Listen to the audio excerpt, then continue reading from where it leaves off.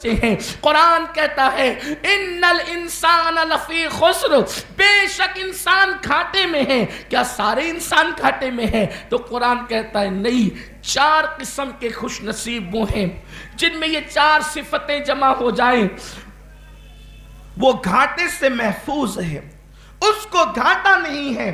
کون لوگ؟ قرآن کہتا ہے پہلی صفت الا الذین آمنوا، مگر وہ لوگ جو ایمان لائے۔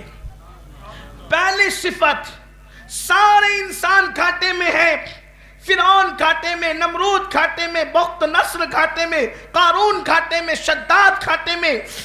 اپنے ہاتھ سے بنائی ہوئی جنت میں جو داخل نہ ہو سکا وہ گھاٹے میں نہیں تو پھر کون گھاٹے میں؟ جسے ڈبا دیا گیا وہ گھاٹے میں نہیں تو کون گھاٹے میں؟ دولت دیکھ کر کے جو ہے وہ فریبتا نہ ہونا، سلطنت دیکھ کر مرعوب نہ ہونا، اچھے لباس دیکھ کر مرعوب نہ ہونا۔ قرآن کہتا ہے سب گھاٹے میں ہے۔ اگر گھاٹے سے بچنے والی کوئی شخصیت ہے، گھاٹے سے بچنے والے کچھ لوگ ہیں، ان کی پہلی صفت ہے ایمان والے، جو ایمان لائے۔ آئیے پہلے ہم تھوڑے ایمان کا جائزہ لیتے ہیں۔ یہ ایمان کیا ہے؟ ایمان کسے کہتے ہیں؟ اللہ اکبر، ہم یہ کہتے تو ہیں کہ ہم ایمان لائے، لیکن ایمان کے معاملے میں بہت ساری کمزوریوں کا شکار ہو گئے۔ ہم ایمان کا مطلب کیا؟ حضور علیہ السلام جو لے کر آئے، دل سے اس کی تصدیق کرنا، دل سے اس کی تصدیق کرنا، زبان سے اس کا اعلان کرنا، لیکن ساتھ ہی ساتھ کسی معاملے میں شک میں نہ پڑنا، کسی معاملے میں تہمت پرستی میں مبتلا نہ ہونا۔ لیکن اللہ اکبر، آج امت مسلمہ کا حال یہ ہے کہ وہ ایمان اللہ جس نے زمین کی پستیوں سے اٹھا کر لوگوں کو اوج ثریا پہ پہنچا دیا، وہ ایمان اللہ اکبر جو یقین کی منزلوں نے انسان کو اتنی بلندی عطا کی کہ فرشتے بھی رشک کی نگاہ سے دیکھنے لگے۔ آج مسلمان اس ایمان کے معاملے میں کمزور ہوتا جا رہا ہے۔ اللہ پر اتنا یقین نہ رہا، رسول اللہ پر اتنا یقین نہ رہا، اللہ کی کتاب پر اتنا یقین نہ رہا، تہمات پرستی میں یہ قوم مبتلا ہو گئی۔ آئیے میں آپ کو بتاؤں آج مسلمانوں کا حال کیا ہے۔ دیکھو رزاق صرف اللہ ہے، رزاق صرف اللہ ہے، لیکن اللہ اکبر آج کل یہ باتیں مسلمانوں ہی سے سننے کو ملتی ہے۔ مولانا کون سے قسم کا پتھر پہنوں انگوٹھی میں تاکہ میری روزی میں اضافہ ہو؟ میں آپ سے پوچھنا چاہتا ہوں کیا یہ اسلامی سوچ ہے کہ پتھروں سے روزی ملتی ہے؟ میرے پیارے آقا علیہ السلام کے دیوانوں، کہیں نہ کہیں انسان ایمان کے معاملے میں کمزور ہو رہا ہے۔ یاد رکھو اگر پتھروں ہی سے روزی ملتی تو پتھر بھوکے کیوں پڑے ہوتے؟ جو خود نہ کھا سکے وہ اوروں کو کیا کھلا سکیں گے؟ جو خود نہ پی سکے وہ اوروں کو کیا پلا سکیں گے؟ میرے پیارے آقا علیہ الصلوۃ والتسلیم کے پیارے دیوانوں، پتھروں سے روزی نہیں ملتی۔ چاہے آپ جس رنگ کا نگینہ پہنے، چاہے کتنا قیمتی پتھر کی انگوٹھی پہنے، اس سے قسمت نہیں بدلتی۔ نفع اور ضرر کا مالک صرف اور صرف اللہ ہے۔ یہ یقین مسلمانوں کا ہونا چاہیے جیسے صحابہ کا یقین تھا۔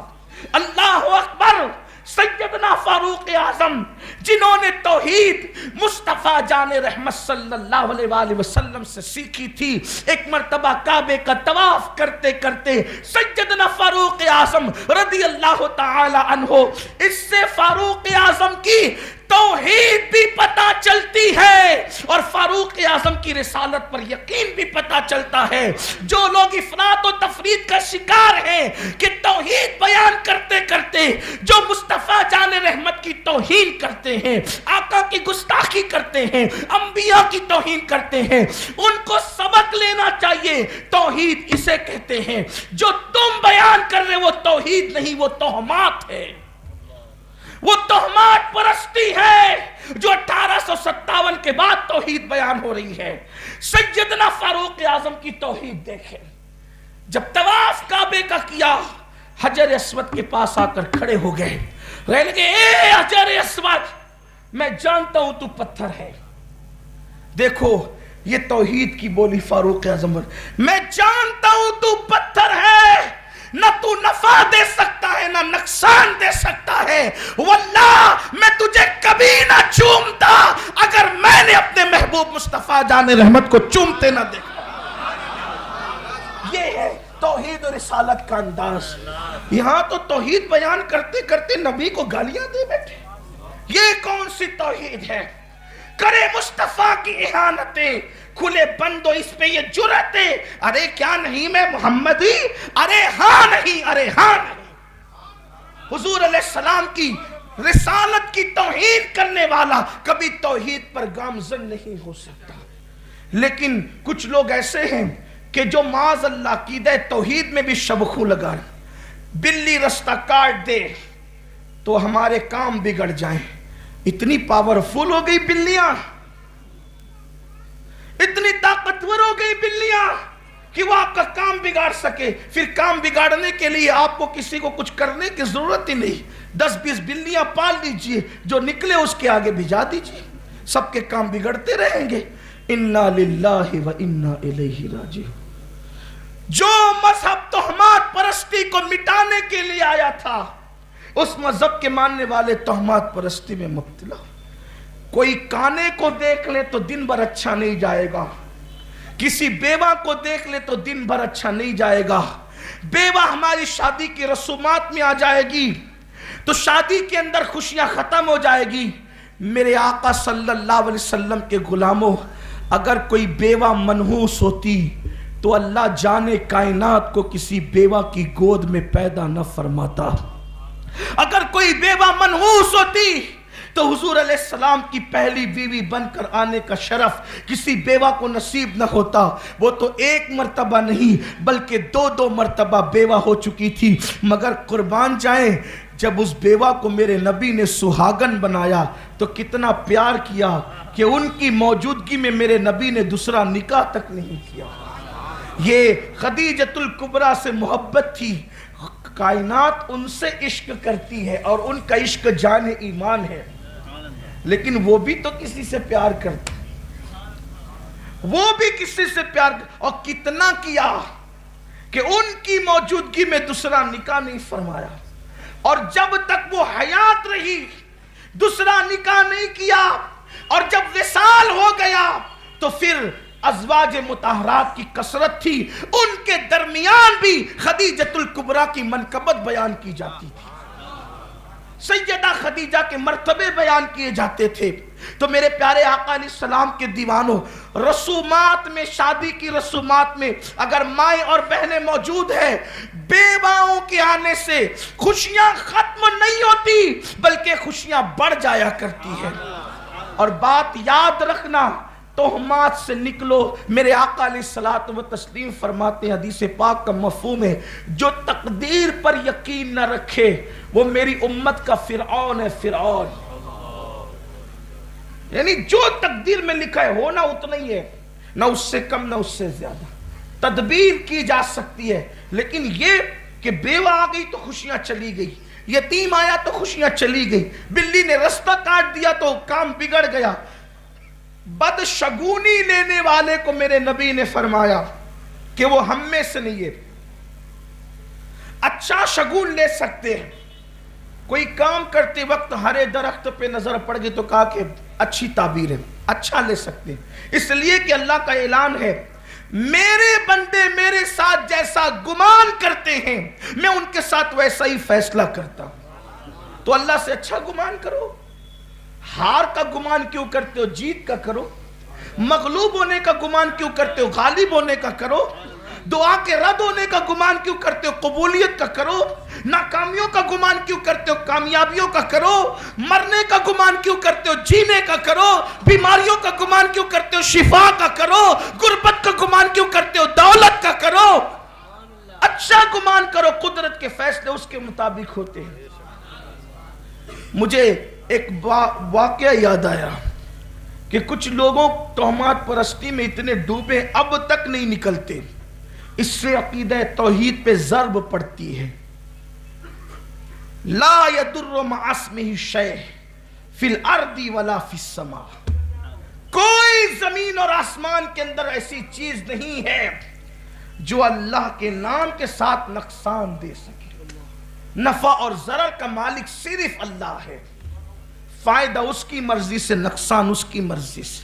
من یہدہ اللہ فلا مضل لہ وَمَن يُضْلِلْهُ فَلَا هَادِيَ لَهُ۔ اللہ جسے ہدایت دے اسے کوئی گمراہ نہیں کر سکتا، اللہ جسے گمراہ کرے اسے کوئی ہدایت نہیں دے سکتا، اللہ جسے نور دے اسے کوئی ظلمت نہیں دے سکتا، اللہ جسے ظلمت دے اسے کوئی نور نہیں دے سکتا۔